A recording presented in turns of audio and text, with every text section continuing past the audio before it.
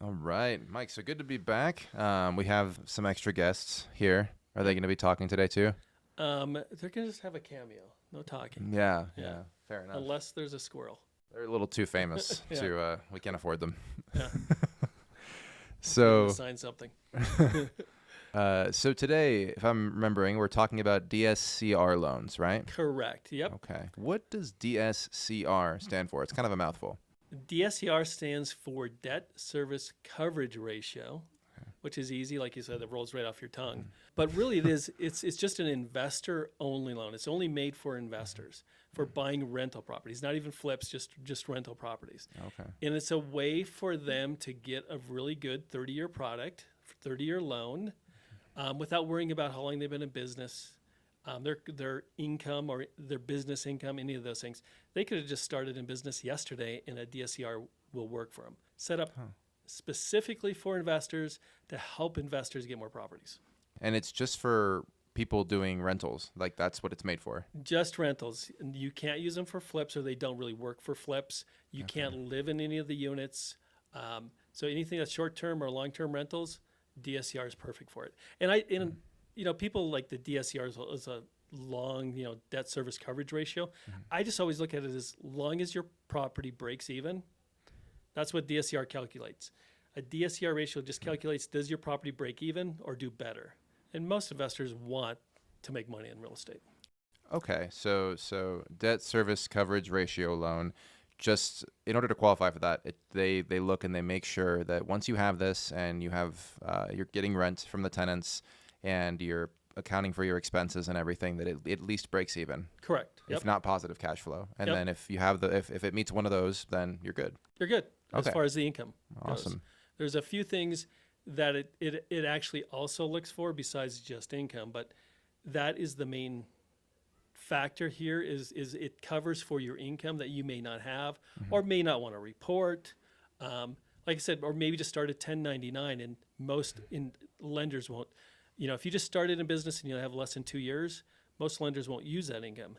DSCR comes in and takes care of that little issue that was out there, so more and more investors can buy properties.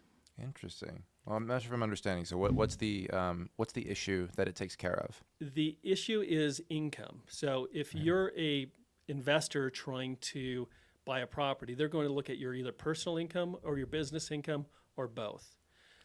And to use that income, you're going to have to be in business for 2 years to be able to use that income. If you haven't been in business 2 years, they're not going to be able to use your new income. You have to wait till you have tax returns for 2 years. So if you're a new investor, or you like to write everything off on your taxes and you don't show any income, your taxes aren't going to help either. Even if you've been in business 5 or 6 years, 10 years, if you write everything off, which a lot of people like to do, which is their right, things that they could do, this is a perfect loan for those people who just don't show anything on their tax returns. Okay, so I'm understanding that people can write off their business expenses, but what's the other piece that if they this loan works for people who either Well, write off their taxes or they do what? or they haven't been in business for 2 years. Oh, that was the other piece. Yeah, Okay. so in business to be able to use their tax returns, because you can only use the tax return income if you've been in business 2 years. So there's a lot of people who just quit work and moved into investing a year ago, or just quit work and they want to start investing in real estate. This is the product that helps them get over that one hump, because without income in the past, you weren't able to qualify for rental loans. Okay, so this is a great loan for like just getting started, or if you write off all of your expenses, because the only thing it's really taking into account is, are you going to break even with this rental property? Correct. Yep. Okay. Yep. So there's really 3 factors when you look at a DSCR loan. It is the income from the property, your personal credit. We've talked about this many times. Personal credit matters. The higher the score, the better the rates, the better the terms, and your loan to value. So how much money or how much equity you have in a property. So are you looking for a loan that's covering 80% of the value or the purchase price, or 70%? Of course, the lower the loan to value, the less risk for a lender, because they're giving you less money and you have more equity. So those 3 things are the 3 things that you have to qualify for this loan, is making sure the property cash flows, breaks even. And when I say break even, too, let's go back to that. There's only 5 things they look at. because there's not maintenance or anything. They're just looking at your mortgage payment, your taxes, property insurance, and if you have HOA or flood insurance. If you have property management or anything else like that, that does not count. Just those 5 things count against your DSCR. So it's those 5 things when you're talking about breaking even, having cash flow. Yep. And then the other issues are, I mean, it's the personal credit score, right? Personal credit score. And then if you have like how much money that you're bringing for a down payment. Correct. Okay. Yep. Yeah, gotcha. Yeah. So those things are what really, make it a little bit easier. We call them the easy loan because it's not a lot of paperwork. You're not filling out anything on employment or what you've been doing the last couple of years.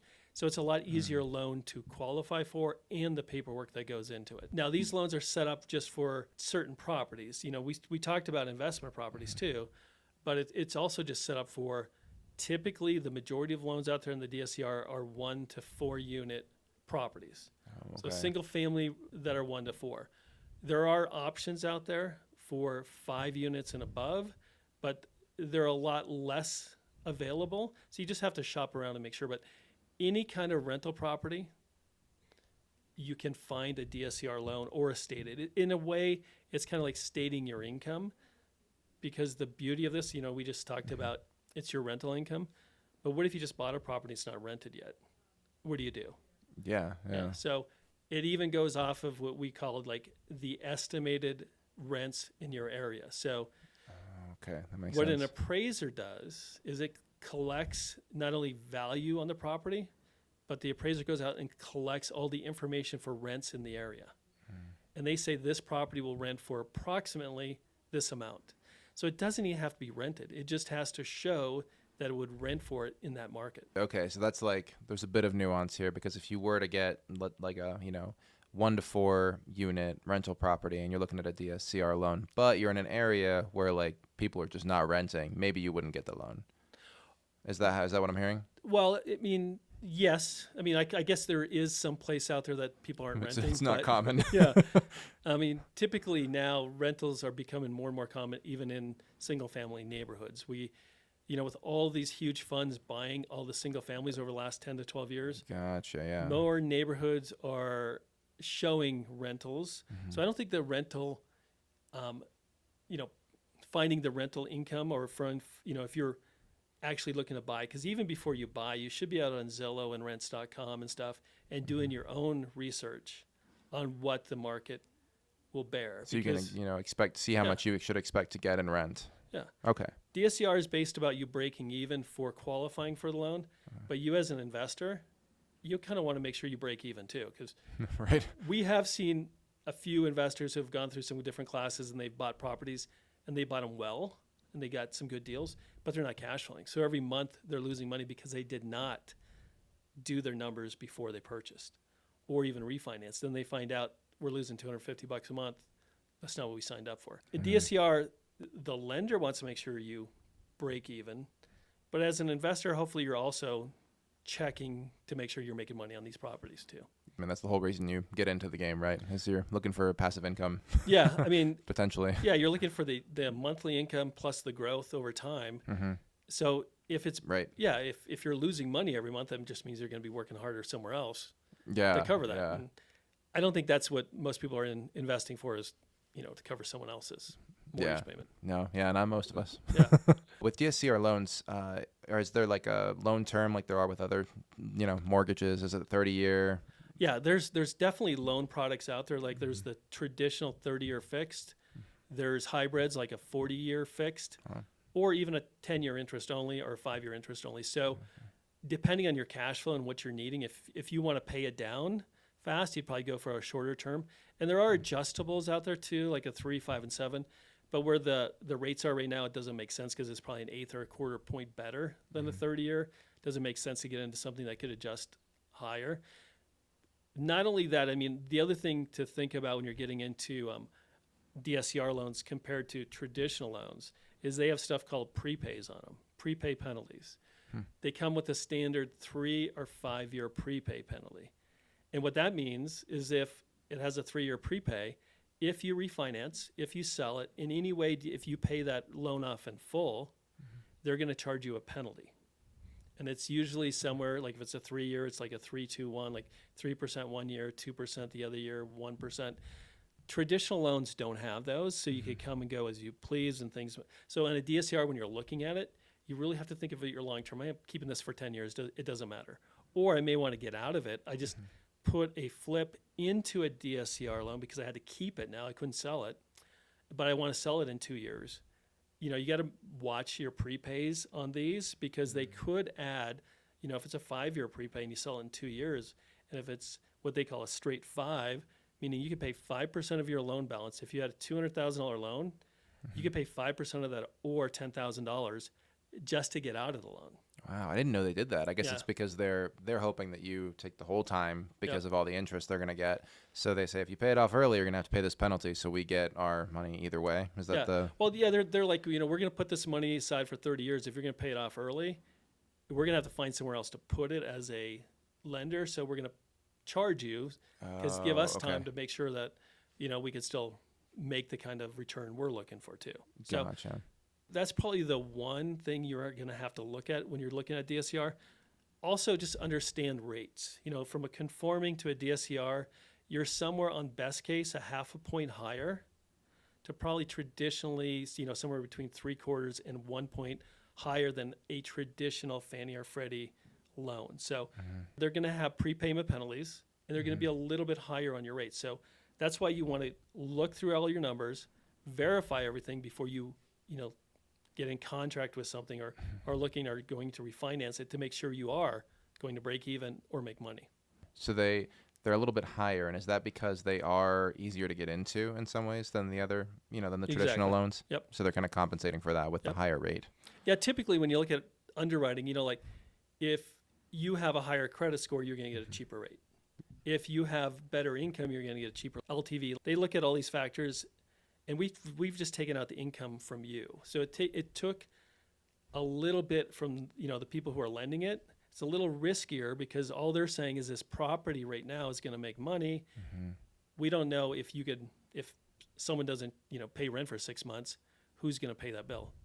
They don't get into those kind of nuances in your income. So it's a little bit higher just because they don't check and verify those kind of things. It's a little riskier loan for them, so they're going to charge you a little bit more. So it seems like that. I see now why this is the loan that you're continually talking about, because that's what would halt somebody who's trying to get into real estate investing. Because if they don't have an income over the past 2 years that would normally, you know, meet the requirements for a traditional loan, right? This allows them to still be able to get a loan, and so there's a bit more of there's a bit higher interest rate, but they can get into it and they can make their investment and they can hopefully, you know, make a profit on the rental and on the value increase of the home. Correct. Yeah. Okay. And I would say in our markets, in looking at people, I'd say half the people at least are people who just write off as much as they can on their taxes. They take advantage of being in business and writing everything off they can, which does not help them qualify for loans. So half it might be people just getting in, but the other half are people who write down everything they can legally just to make sure they don't pay the IRS more than they have to. Doesn't help them when they go get a loan now. This kind of loan will help those clients who write everything off get a good loan as long as you have good credit. Yeah, awesome. Okay, so the clients that are writing everything off, and that's most of your clients, is what Yeah. you're saying. Yeah, that's going to help them. The Yep. DSCR is going to help them. Yeah, it's a perfect setup for them. Okay, really dumb question. When someone writes something off on their taxes, they're saying this is a business expense and therefore it's not going to be taxed as heavily? Yep. Is that how it works? Does Yeah. it just not get taxed at all? I wish I knew the answer to this question. Feel Well, naive, there's but there's a couple things. A lot of our clients are real estate investors that have rentals, and on real estate investments, number one, you're able to write off depreciation of a house. So every year, like let's say they bought a house for $200,000, and and the IRS gives them a little table and says every year you could write off, you know, 5% of that or 2.5% of that. So that $200,000 is not an expense out of their pocket, but they're able to write it off against income. So that's one thing. You have a big portfolio of properties and you're writing all this depreciation. It covers up most of your income, and that's another reason people get into investing is you're using other people's money. The IRS lets you write off a bunch of stuff, and you have appreciation over time. But not only that, you know, anybody who's managing stuff, you got your car, you got your office that's in your home. I mean, there are so many things that they legally can write off. Like if you have an office in your house, talk to a tax advisor, but there are certain things now you can write off that the normal person who's not in business doesn't get to. Plus mileage, like if you're traveling to and from different properties and stuff, now you can write off your mileage. So there's many things that lower their tax burden that is just part of normal life too. Gotcha. Okay. That And others who are not in business don't have those advantages. yeah, that makes sense. So you kind of it seems like dials, right? You're like, okay, how much is this going to help me? How much is this going to help me? And writing off my taxes is what I want to do, and therefore the DSCR, that slightly higher interest rate, makes sense to me. You nailed it, because I don't want to pay the IRS more, so I may have to pay on my loan a little bit more, but that's a choice I'm making. I want to show as little income over here as possible, but then I qualify. Then I'm getting a DSCR instead of a Fannie or Freddie, and it might cost me a little bit more here, but once again, it's a business expense. Interest is a business expense, so it is a decision people make. More people make that decision than the other decision of paying more taxes. Yeah. And qualifying for different loans. Well, and there's the added benefit that you don't have to have been in business for 2 years as well. That's huge. Right? Yep, Okay. that's huge also. So DSCR is for the investors, it's only for investors. It's for properties that are going to be rentals, and for those who have good credit, properties that at least break even, loan to values under 80%. You fit in there where most people do.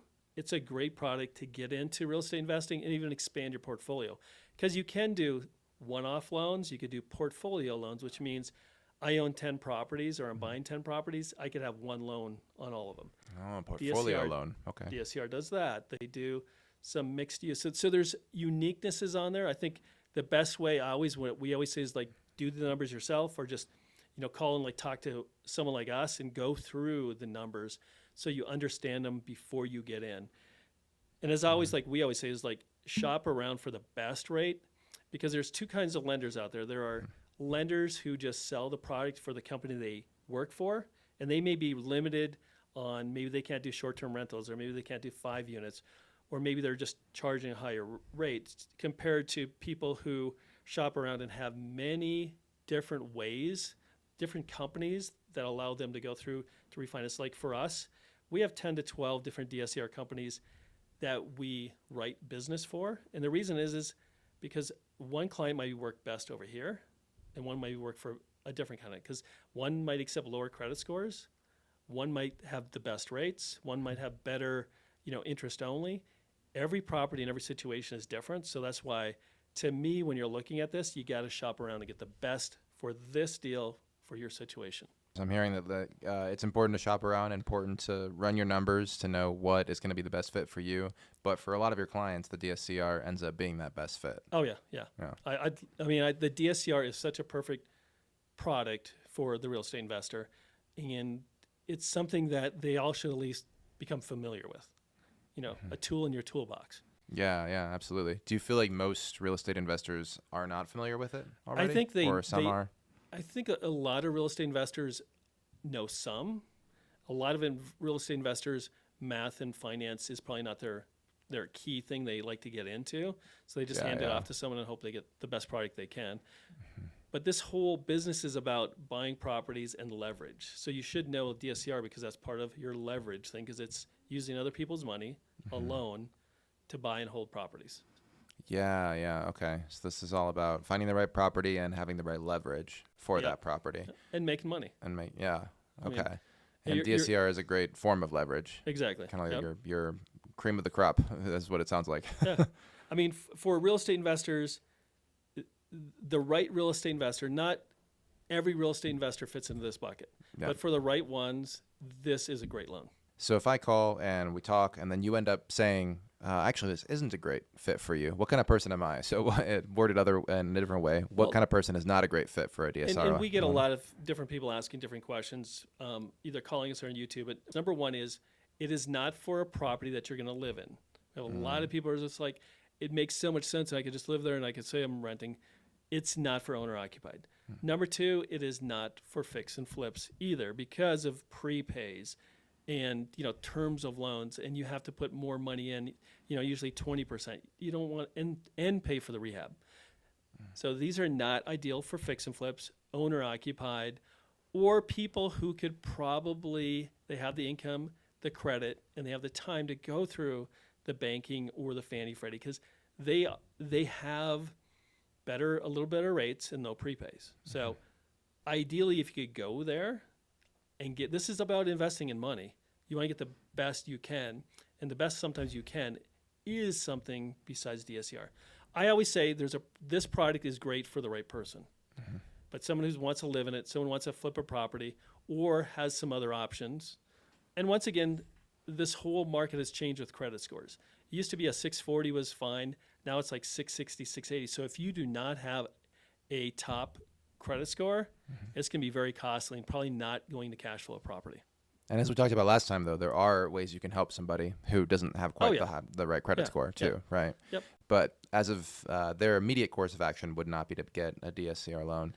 And that's also the case for people that are wanting to live in it, who are wanting to do a fix and flip, or who have traditional mortgage options because maybe they don't write off all of their taxes and they can get a better rate that way. So like you're saying, it's about trying to get the right rate. That's really, it's all about cash flow and all creating about cash wealth. flow. Okay. I mean, if I could make another $100 on a property by just getting the right debt, that makes sense. Yeah, and I feel like you said like I'm one of those people that's like math and science we're not the strong suits. So like I think sometimes for people like me, it is counterintuitive to think about like, oh, it's just a 0.5% or whatever. But if you're talking about a loan for $500K, right? Like a 0.5% ends up being a lot of money over the time. Easily could be 50, depending on the size of the loan, 50 to another 160 grand that you pay in interest over the life of a loan if you keep it 30 years.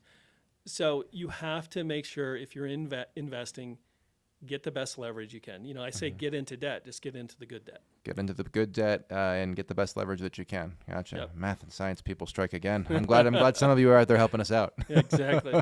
And people I guess love math. I mean not science, but math.